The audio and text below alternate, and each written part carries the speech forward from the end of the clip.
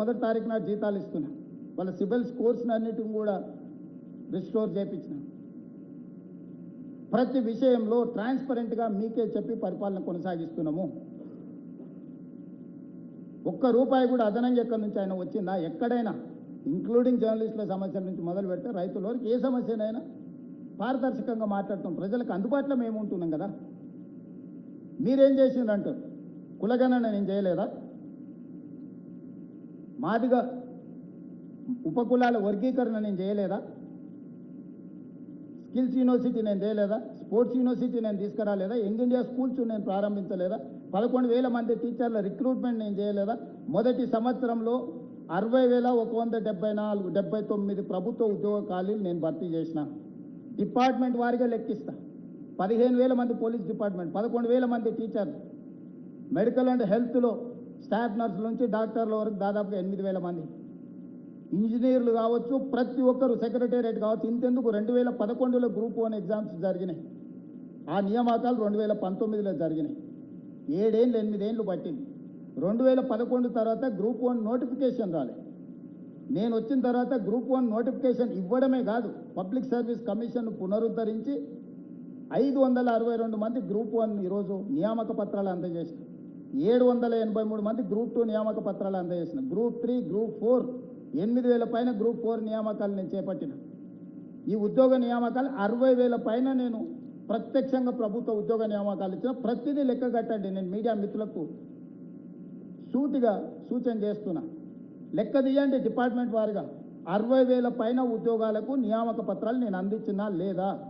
ఇవాళ 20,000 పైచిలకు ఉద్యోగాల నోటిఫికేషన్లు ఇచ్చినా లేదా? నన్నేంది అడిగేది? నువ్వు వీసీలు వైస్ ఛాన్సలర్స్ని కూడా నియమించలే. తెలంగాణలో ఉన్న అన్ని యూనివర్సిటీలకు వైస్ ఛాన్సలర్ నియమించి ప్రక్షాళన చేయట్లేదా? ఇవాళ ప్రొఫెసర్ల రిటైర్మెంట్ ఏజ్ పెంచి పిల్లలకు చదువు, నాణ్యమైన చదువును అందుబాటులోకి నేను తీసుకురాలేదా?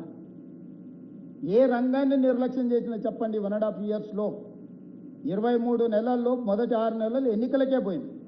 మిగిలిన 1.5 ఇయర్లో నేను సాధించిన విజయాలు కావా? సన్న బియ్యం నేను ఇచ్చిన కాదా? నేను ఇచ్చిన రేషన్ కార్డులు లేవా? నేను ఇచ్చిన ఉచిత కరెంటు ఇండ్లకు 50 లక్షల కుటుంబాలకు రావడం లేదా? ఆడబిడ్డలకు ఆర్టీసీ బస్సు ఉచిత ప్రయాణం లేదా? 500 రూపాయల సిలిండర్ మీ కళ్ళ ముందు కనిపించడం లేదా? దాదాపుగా నువ్వు రోడ్లన్నీ వదిలేసిపోతే హ్యాండ్లో ఈరోజు దాదాపుగా 20,000 కోట్ల రూపాయల టెండర్లు కొత్త రోడ్ల కోసం పిలిచింది లేదా? నువ్వు వదిలేసిన ఆరాం గారు పూర్తి చేసింది నేను కాదా? పీజీఆర్ ఫ్లైఓవర్ బ్రిడ్జ్ పూర్తి చేసింది నేను కాదా?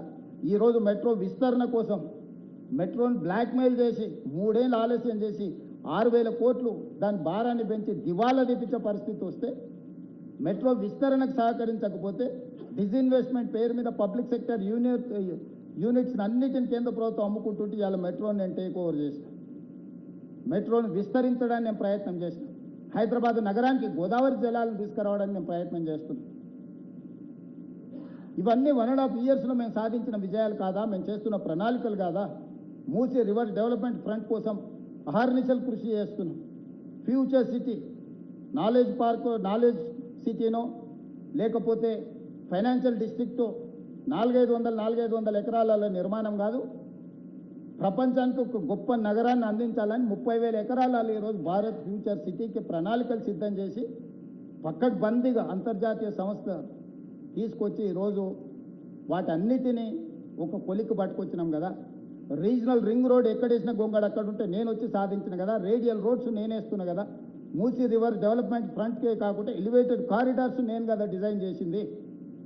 ఈ 1.5 ఇయర్స్లో ఒక్క రోజైనా ఎక్కడైనా వృధా చేసినామా? రాబోయే 10 సంవత్సరాలు మేము ఉంటాం, ఇవన్నీ పూర్తి చేస్తాం. బీఆర్ఎస్ బీజేపీకి కాంగ్రెస్ యూపీఏ 1 యూపీఏ 2కి ఏందా డిఫరెన్స్ అంటే, మేము గ్రోత్ ఇంజన్ యాడ్ చేసినాం. ప్రతిదీ ఆదాయాన్ని, ఉద్యోగాలను, పరోక్ష ఉపాధిని అందించే ప్రణాళికలు మేము తీసుకొచ్చినాం. మేము సంపాదించినంత ఖర్చు పెట్టి విలాసవంతమైన జీవితం గడపడానికి మోడీ కేసీఆర్ ప్రయత్నం చేసిండ్రు. ఐటీఐఆర్ కారిడార్ మేము ఇచ్చినాం, మోడీ కేసీఆర్ కలిసి రద్దు చేసి. ఐటీఐఆర్ కారిడార్ వచ్చి కొన్ని లక్షల ఉద్యోగాలు ఐటీ రంగంలో వస్తుండే. ఈరోజు ఐటీ సంస్థలు రాబట్టే కదా, ఔటర్ రింగ్ రోడ్ ఉండబట్టే కదా, అంతర్జాతీయ ఎయిర్పోర్ట్ ఉండబట్టే కదా, ఫార్మా కంపెనీలు ఉండబట్టే కదా ఇవాళ హైదరాబాద్ నగరం ప్రపంచ స్థాయి నగరంగా మారింది. ఔటర్ రింగ్ రోడ్ అమ్ముకొని పోలేదా మీ కళ్ళ ముందల 7,500 కోట్లకు? ఎవడైనా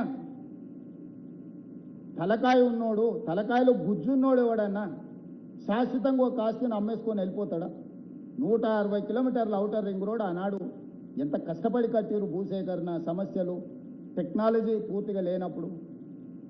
కేవలం 2,000 కోట్లు ఖర్చు పెడితే పూర్తి ఎస్ఎల్బీసీని కూడా నిర్వీర్యం చేసి నల్గొండ ఫ్లోరైడ్ భూతానికి కారణం